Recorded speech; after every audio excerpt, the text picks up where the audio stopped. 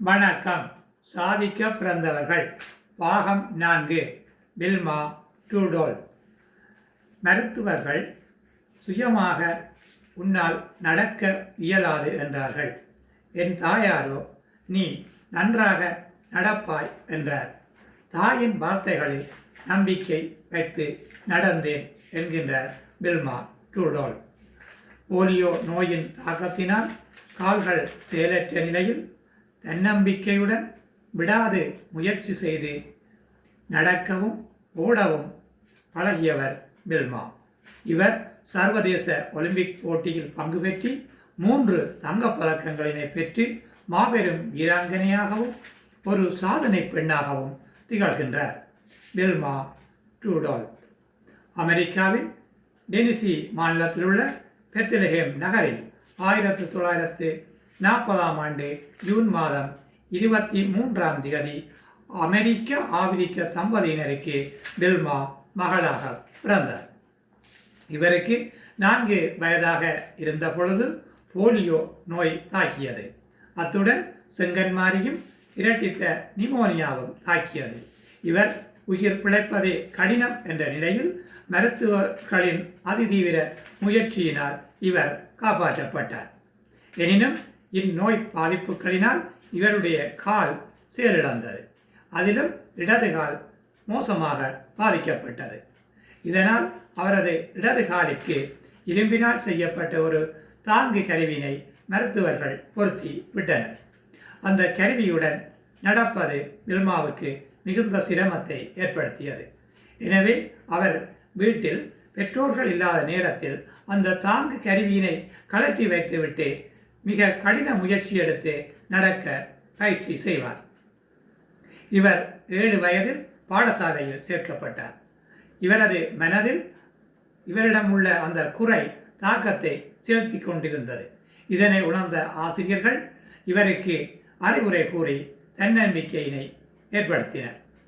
இவர் தொடர்ந்தும் நடைப்பயிற்சியினை மேற்கொண்டு வந்தார். 11 வயதில் வேகமாக நடக்கவும் ஓடவும் பழகிக்கொண்டார். 12 வயதில் தன் சக ஆண் நண்பர்களுக்கு போட்டியாக ஓடும் அளவுக்கு தன்னை வலுப்படுத்தி பலப்படுத்தி கொண்டார். இவர் பாடசாலை கூடைப்பந்தாட்ட அணியிலும் பங்கு பெற்றி விளையாடினார். பாடசாலையை தொடர்ந்து கல்லூரியில் படிப்பை மேற்கொண்ட இவர் உடற்கல்வி, உளவியல் ஆகிய பாடங்களை முதன்மை பாடங்களாக கொண்டு கற்று கலைமானி பட்டம் பெற்றார். பாடசாலை காலத்திலும் கல்லூரி காலத்திலும் ஓட்டப் போட்டிகளில் பங்கு பெற்றிய வில்மா முதல் இடங்களை பெற்று பல சாதனைகளை புரிந்தார். இவரது திறமையினை கண்ட இவரது பயிற்றுவிப்பாளர் இவரை ஒலிம்பிக் போட்டியில் பங்கு பெறச் செய்ய வேண்டும் என்ற நோக்குடன் அதற்கான ஒழுங்குகளினையும் வசதிகளினையும் ஏற்படுத்தி கொடுத்தார். இதற்கமைய வில்மா ஒலிம்பிக் போட்டிகளுக்கான பயிற்சிகளை பெற்றார். 1956ஆம் ஆண்டு ஆஸ்திரேலியாவில் நடைபெற்ற ஒலிம்பிக் போட்டியில் 4 தர 100 மீட்டர் ஓட்டப் போட்டியில் பங்கு பெற்றிய வில்மா 3ஆம் இடத்தினை பெற்று வெண்கல பதக்கத்தினை பெற்றார். இவருக்கு தங்கப்பதக்கம் பெற வேண்டும் என்ற எண்ணம் ஏற்பட்டது. அதற்காக தொடர்ந்து அவர் முயற்சித்தார்.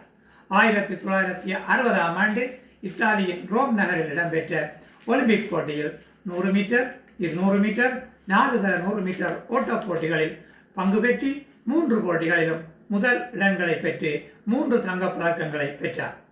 அமெரிக்க வரலாற்றில் ஒரு பெண்மணி 3 தங்கப்பதக்கங்களினை ஒரு ஒலிம்பிக் போட்டியில் பெற்றுக்கொண்டவை இதுவே முதல் தடவையாகும். இந்த சாதனையினை வில்மா பதிவு செய்தார். தொடர்ந்து அமெரிக்கா திரும்பிய வில்மாவை அப்போதைய அமெரிக்க அதிபர் வெள்ளை மாளிகைக்கு அழைத்து கௌரவித்திருந்தார். தொடர்ந்து அமெரிக்காவின் பல உயரிய விருதுகளினையும் கௌரவங்களினையும் வில்மா பெற்றுக்கொண்டார். வில்மா ஆசிரியராகவும் ஆலோசகராகவும் தடகள வீரர்களை பயிற்றுவிக்கும் ஒரு பயிற்சி ஆசிரியராகவும் பாடசாலைகள், கழகங்கள், கல்லூரிகள் என்பனவற்றில் பணியாற்றினார்.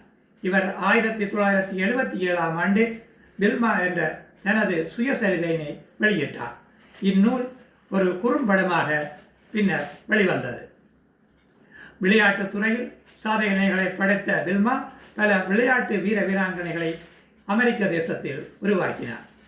இவர் 1994 ஆண்டு நவம்பர் மாதம் 12ஆம் தேதி புற்றுநோய் பாதிப்பின் காரணமாக மரணமடைந்தார். மருத்துவர்களால் நடக்க இயலாது என்று சொன்ன நிலையில் இவர் தன்னம்பிக்கையுடன் முயற்சி செய்து நடந்து ஓடி ஒலிம்பிக்கில் பதக்கம் பெற்று சாதனை படைத்துள்ளார். இவரது வாழ்க்கை சாதிக்க துடிக்கும் பலருக்கும் வழிகாட்டும் என்பது திண்ணம். நன்றி.